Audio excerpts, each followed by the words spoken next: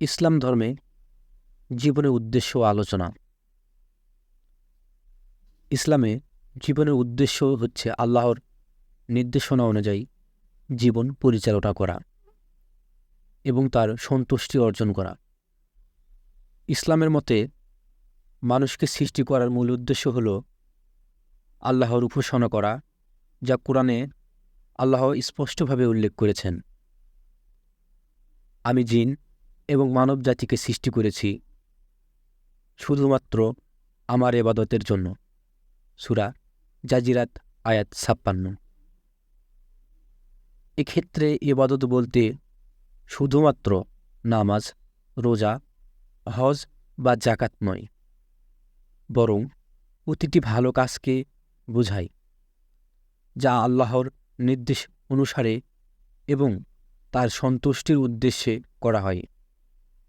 জীবনের প্রতিটি দিক, শিক্ষা, কাজ, পরিবারের সময়, ব্যয়, দান এবং ন্যায় বিচারের প্রতি সচেতনতা ইবাদতের অংশ হতে পারে, যদি তা আল্লাহর সন্তুষ্টির জন্য করা হয়। মানুষের জীবনের উদ্দেশ্য হিসাবে ইসলাম ৪টি মূল দিকের উপর গুরুত্ব দেয়। আল্লাহর একত্বকে বিশ্বাস রাখা ও তার আদেশ পালন করা।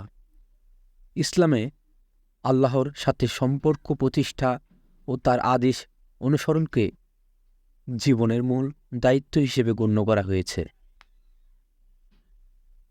পৃথিবীতে ন্যায় প্রতিষ্ঠা। আল্লাহ মানুষকে পৃথিবীর খলিফা বা প্রতিনিধি হিসেবে পাঠিয়েছেন এবং তার আদেশের অধীনে ন্যায় প্রতিষ্ঠা করাও একটি প্রধান দায়িত্ব।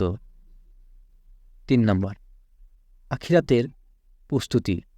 ইসলামে এই পৃথিবীকে আখিরাত বা পরকালীন জীবনের একটি পরীক্ষামূলক স্থান হিসেবে মনে করে এবং জীবনের প্রতিটি কাজের জন্য আখিরাতের প্রতিদান বা শাস্তি রয়েছে।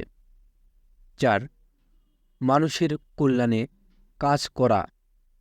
ইসলামে নিজেকে, পরিবারকে এবং সমাজকে উপকৃত করার জন্য কাজ করাকেও আল্লাহর সন্তুষ্টি অর্জনের একটি উপায় হিসেবে দেখা হয়।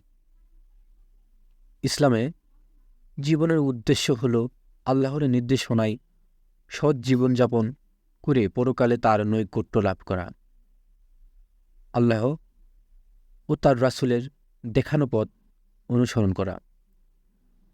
আমাদের জীবন চলার পথে অনেক ভুলভ্রান্তি ও ত্রুটি হয়ে থাকে, সেগুলো থেকে তওবা করে আল্লাহর পথে ফিরে আসা, দ্বীনের পথে অটল থাকা, দ্বীনের জন্য